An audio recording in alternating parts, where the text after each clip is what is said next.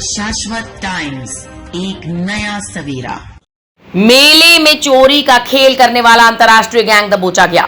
भीड़भाड़ वाले स्थानों पर लोगों को बनाते थे अपना शिकार। अंतर्राष्ट्रीय चोर गैंग के 9 सदस्य क्राइम ब्रांच ने दबोचे। मोबाइल चुराने के बाद आरएनआई नंबर बदलकर बेचते थे। बहराइच के रास्ते नेपाल में खार जाते थे चोरी के मोबाइल। प्रदेश भर में घूम घूम कर करते थे मोबाइल चोरी की वारदातें। नौबस्ता थाना क्षेत्र में जमा हुए थे सभी शातिर चोर। कानपुर मेले बाजार, मंडी व अन्य भीड़भाड़ वाले स्थानों पर चोरी होने वाले मोबाइल व पर्स के पीछे चोरों का एक अंतर्राष्ट्रीय गैंग काम कर रहा था। शातिर चोरों के इस गैंग को पुलिस कमिश्नरेट कानपुर नगर की क्राइम ब्रांच ने दबोच लिया है। पकड़े गए गैंग के 9 सदस्यों के पास से चोरी के 22 मोबाइल बरामद हुए हैं।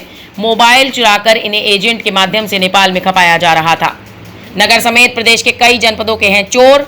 थाना नौबस्ता के बजरंग चौराहे से बीती रात दबोचे गए प्रदेश के अलग अलग स्थानों से शामिल हैं चोर। अभियुक्तों की पहचान थाना नौबस्ता के नरिया निवासी मोहम्मद शालू, शाहस, जनरत जौनपुर का गौतम उपाध्याय, ललित मोहन, प्रदीप, दिलीप, जनपद आज का शहजादे, बाबू रखा नगर का राजा, जुनैद और जावेद, जनपद उन्नाव का परवेज के रूप में हुई।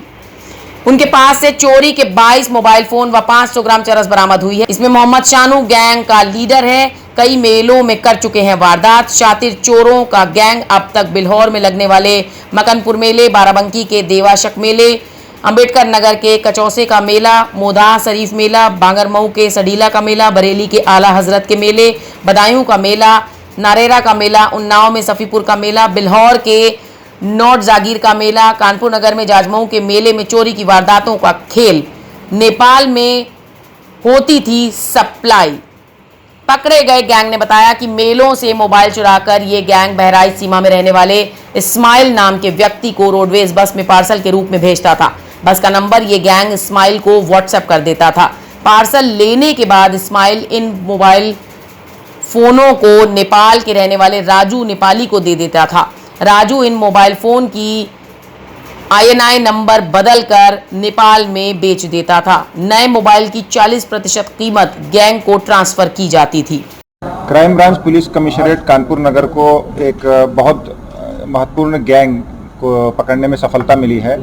ये गैंग में लगभग 9 सदस्यों की गिरफ्तारी हुई है। इनका मुख्य कार्य ये था कि जितने भी प्रमुख मेले और जुलूस उत्तर प्रदेश में और आसपास के ज़िलों में होते थे, वहाँ पर ये जाते थे और वहाँ से मोबाइल चोरी करने में ये एक्सपर्ट हैं।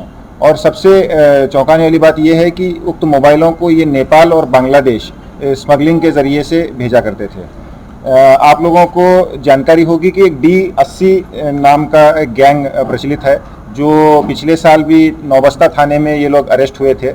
ये लोगों के पास से भी लगभग 58 से 60 मोबाइल बरामद किए गए थे। तो सेम मोडस ऑपरेंडी है कि उक्त मोबाइल को ये नेपाल स्मगल करते थे और वहाँ बहराइच ज़िले में एक रुपिया डी एक जगह है और महाराजगंज में कृष्णा नगर बॉर्डर, ये दोनों इलाके ऐसे हैं जहाँ से इजीली ये लोग स्मगलिंग करते थे और वहाँ पर नेपाल में बेचते थे और त्रिपुरा स्टेट के बॉर्डर से बांग्लादेश में भी ये स्मगलिंग करते थे।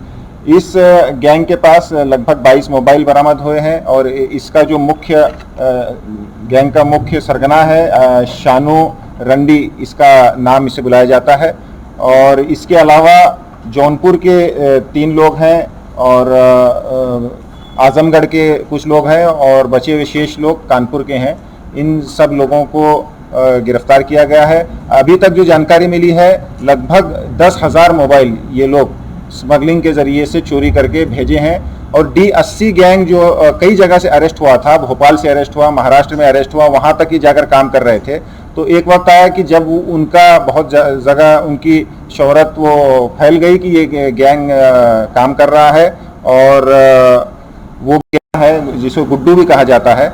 ये लोग गुड्डू के लिए भी काम करते थे और गुड्डू को ये लोग तालमेल बिठा करके उन्हीं के मोडस ऑपरेंडी से, उन्हीं के तौर तरीके से काम करके स्मगलिंग के जरिए ये नेपाल और बांग्लादेश में मोबाइल सप्लाई कर रहे थे। इनके पास जो मोबाइल बरामद है उनकी कीमत कितनी? देखिए, मोस्टली मोबाइल की कीमत टच स्क्रीन वाले मोबाइल हैं, अलग अलग कंपनी के हैं, सैमसंग के हैं और आईफोन भी हैं, कुछ अच्छे हाई ब्रांड मोबाइल हैं। पहले ये करते थे कि बल्क में मोबाइल एक साथ नेपाल भेजते थे जैसे 200 मोबाइल 400 मोबाइल एक साथ। पर कुछ बार जब ये पकड़े गए तो इन्होंने अपनी मोडस ऑपरेंडी बदल दी, अच्छे कीमती मोबाइल 8-10 मोबाइल बस इतना ही का लॉट ये सप्लाई करना इन्होंने शुरू किया।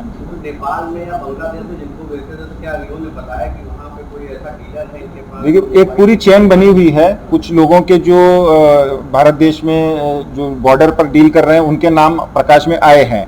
अब उनका नाम हम यहाँ नहीं ले रहे हैं क्योंकि उनके ऊपर कार्रवाई करनी है। उन लोगों से फिर और पता करेंगे कि नेपाल में कौन लोग बैठे हैं और वो काम वहाँ कर रहे हैं नेपाल में। D80 ये पिछले 1.5 साल पहले नौबस्ता में पकड़ा गया था और मैंने अभी जो जानकारी प्राप्त की पता चला कि भोपाल में भी पकड़े गए थे ये लोग, अजमेर में भी ये लोग बड़े पैमाने पर कार्रवाई करते थे और महाराष्ट्र में भी ये लोग पकड़े गए हैं। तो तब से ये लोग खुद बाजू में हो करके ऐसे अन्य गैंगों को उसमें लेकर के ये बड़े पैमाने पर कार्य कर रहे हैं।